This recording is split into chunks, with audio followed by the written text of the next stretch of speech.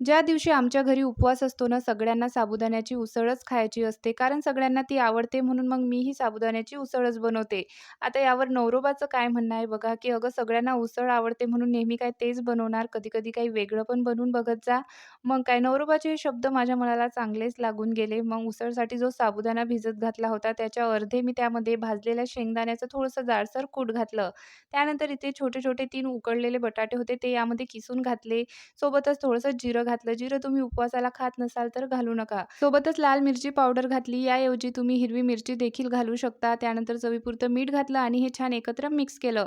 नंतर याचे छान असे वडे बनवून घेतले आणि गरमागरम तेलामध्ये दोन्ही साइडने आपल्याला हे वडे तळून घ्यायचे आहे. इथं लक्षात ठेवायचं तेल छान गरम झालेलंच असावं, नाहीतर तुमचे जे वडे आहेत तेलामध्ये नरम होतील. तर दोन्ही साइडने छान तळून घ्यायचे. सोबतच इथे एक हिरवी मिरची पण तळून घेतली. तर उपवासाला असे साबुदाणा वडे नक्की बनवून बघा. व्हिडिओ आवडल्यास लाईक, शेअर, सबस्क्राईब करायला विसरू